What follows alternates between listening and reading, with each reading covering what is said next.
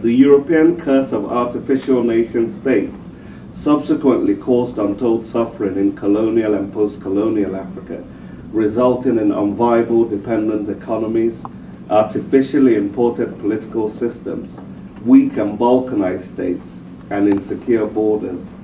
To compound the treachery, the traveling Cold War circus arrived in Africa around 1960, further distorting the continent's political and economic development.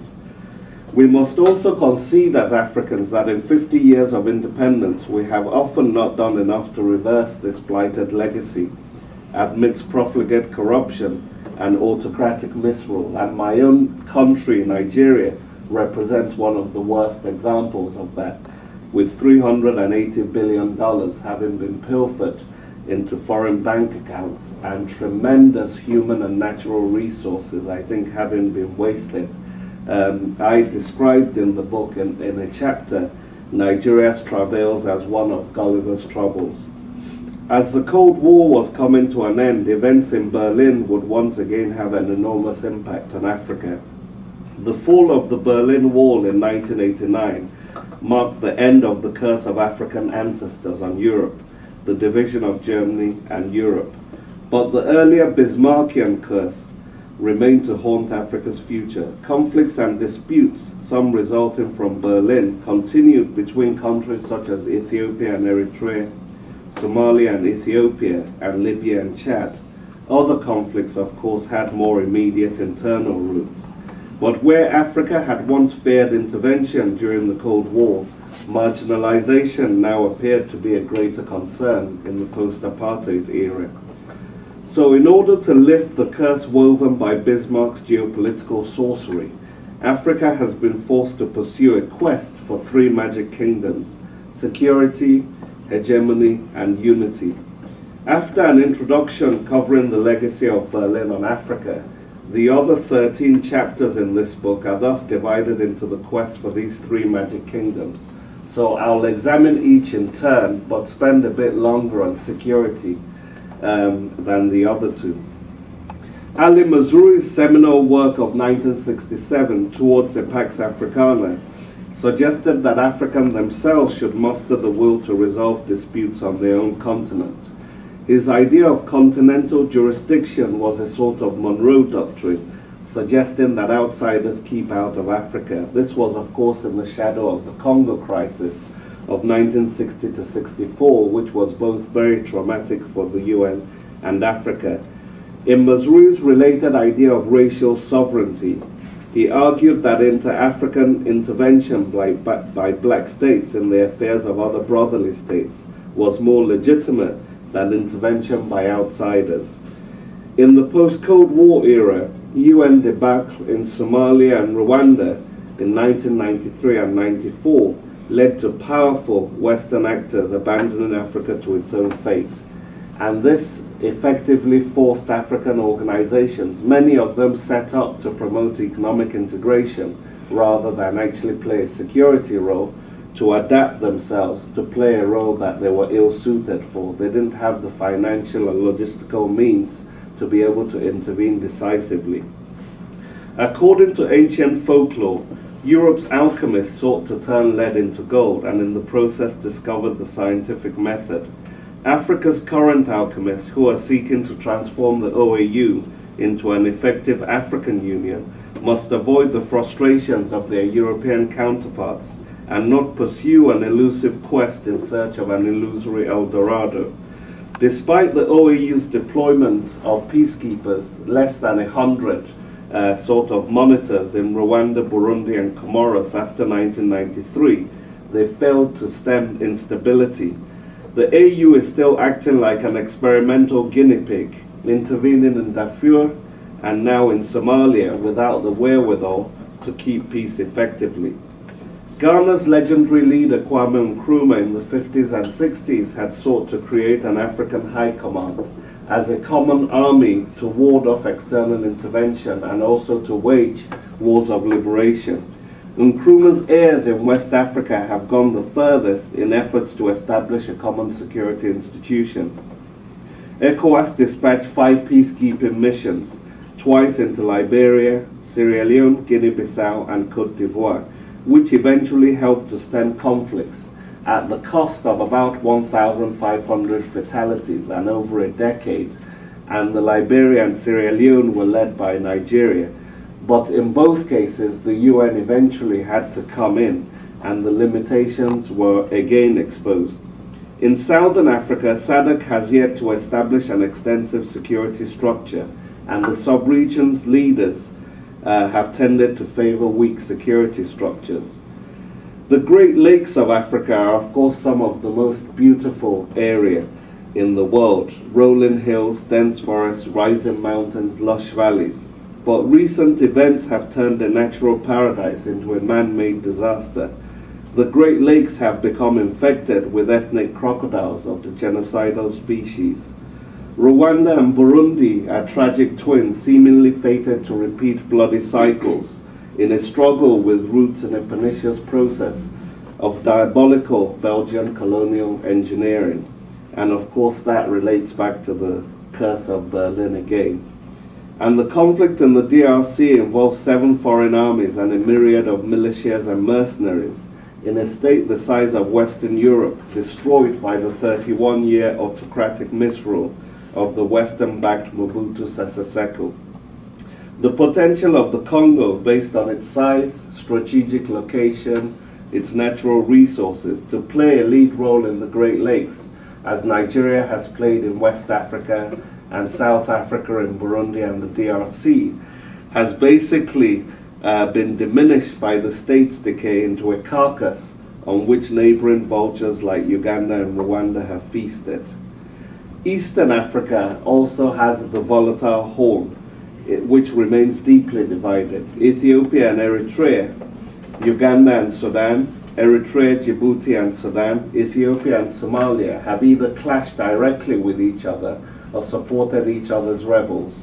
And the treachery of the Horn, I think, is reflected in the fact that Ethiopia, Somalia, and Sudan all at different times found themselves on both sides of the Cold War divide. Finally, the Maghreb region has often been compared to a bird, with Algeria, Mauritania, and Tunisia constituting the body, and Morocco and Libya the necessary wings for the bird to fly. But this is a bird that has been so incapacitated by conflict between its various body parts that it has had difficulty lifting off. Morocco and Algeria have used Western Sahara as a stage to play out their leadership and rivalry in Northwest Africa. Morocco's stealing of the Sahara has been sustained by American-French support in the UN Security Council.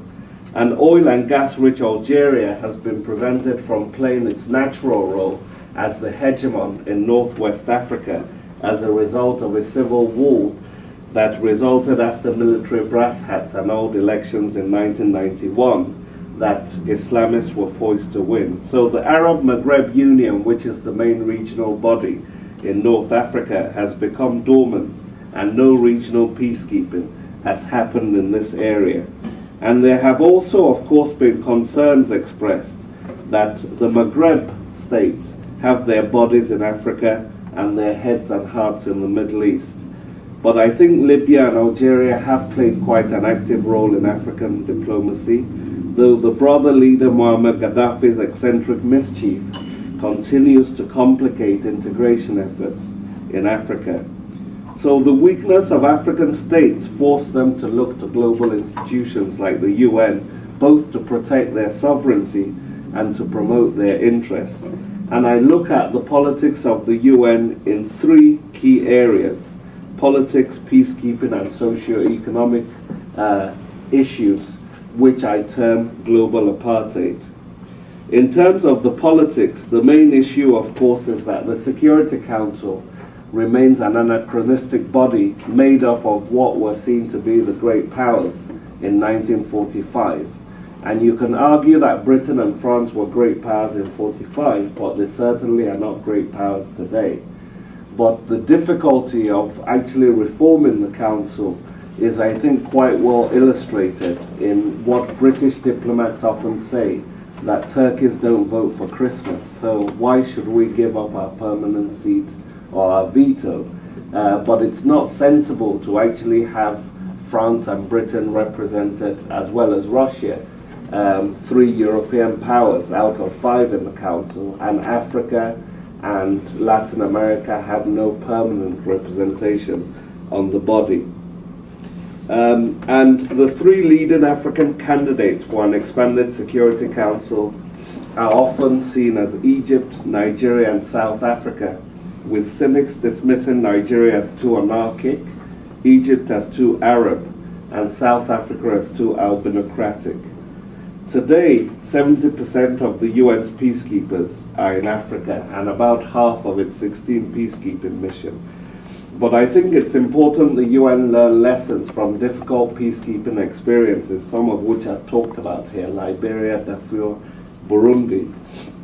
And you don't have an aristocracy of death in which Africans and Asians spill the blood and the West pays some of the bills when they can be bothered. Even the good Canadians and Scandinavians, who often kept peace in Africa, have not been as active recently. In the third area of socio-economic apartheid, African states and their allies forced the UN to move away from focusing exclusively on the security issues that preoccupied its great powers, and to turn towards the socio-economic development needs of its poorest members. So the southern barbarians were finally at the gates of the hallowed mansions and manicured lawns of the exclusive Northern Gentlemen's Club to challenge the rules of global apartheid that they had played no part in setting. Africa produced the first 2 post-Cold War UN Secretaries General, and as Andrea noted, I portray them in terms of the Pharaoh and the Prophet, with Boutros Ghali being the Pharaoh and Kofi Annan the Prophet. The Egyptian scholar diplomat Boutros was the most intellectually accomplished Secretary General in the organization's history, but eventually irresponsible American politicians wrongly blamed him for everything from the death of US soldiers in Somalia in 1993 to the obstruction of the reform of the UN bureaucracy. Boutros Ghali displayed a fierce and often courageous independence, bluntly condemning the double standards of the West in focusing on what he termed the rich men's wars in the Balkans while neglecting Africa's orphan conflicts. And his agenda for peace of 1992 remains an indispensable guide in terms of the peacemaking tools and techniques in the post-Cold War era. But the Egyptian pharaoh earned himself the unenviable distinction of being the only UN Secretary General ever to have been denied a second term in office. He ran into a US representative, Madeleine Albright, often derided as half-bright, at the UN, and basically got himself into serious hot water. Kofi Annan, the Ghanaian UN Under-Secretary General for Peacekeeping, actually worked with the Americans. There are 2 very effective biographies of Kofi Annan, both by American journalists James Traub and Stanley Meisler, which shows that Kofi Annan actually worked with the Americans to remove Boutros Ghali, his boss. And the African ancestors would cast yet another curse that caught up with Kofi Annan. Annan actively promoted humanitarian intervention, the idea that if governments are not responsible to protect their own citizens, then the international community has a duty and responsibility to protect them, what later became known as the responsibility to protect concept. And he took great risks to put this on the agenda of the UN. But a lot of southern states were very skeptical of this approach. Algeria, Pakistan, many countries attacked him because this was, of course, the period when the US and its British poodle were going into Iraq in an intervention that was widely seen as both illegal and illegitimate without the UN Security Council support, and some of it being justified by Saddam Hussein's human rights abuses. Like Boutros Ghali, Annan's relationship with Washington were badly affected by his refusal to give carte blanche to US policies in Iraq. And coupled with the All for Food scandal in Iraq, Annan was rendered a lame duck by the country that did the most to anoint him Secretary General in 1996. the Ghanaian finally and painfully discovered the ancient wisdom that one needs a long spoon to sup with the devil. The second section of the book, on the quest for the hegemonic kingdom, has 5 chapters on the leadership ambitions of South Africa, Nigeria, China, the US, and France in Africa. I assess Nigeria and South Africa's role in terms of an axis of virtue, and question whether we might examine the role of China, the US, and France in terms of an axis of evil. And I focus particularly on the presidencies of Thabo Mbeki and Olusegun Obasanjo between 1999 and 2008, and their search for a Pax Africana in a bid to gain more autonomy for African states within the international system. These efforts have so far yielded only limited success, and greater diplomatic and economic leverage and reduced dependence on Western powers like the US and France may result in the future from China's increasing role on the continent, but it's far from certain that African governments will be able to craft a multilateral approach to engage in Beijing for mutual benefit. South Africa could also increasingly find itself in economic competition with China, creating negative perceptions of both the Springbok and the Dragon, and that's one of the other chapters in that section.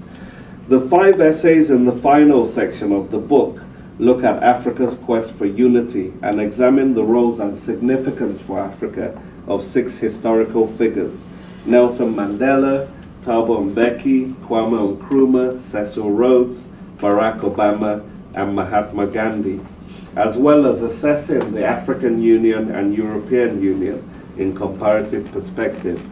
Africa's quest for unity has seen several of its leaders seeking to promote regional integration and build global alliances based on African diasporas in the US and in Europe, as well as the Afro-Asian Coalition in World Politics that was born at the Bandung Conference in 1955 and then went on to create the non-aligned movement in 1961.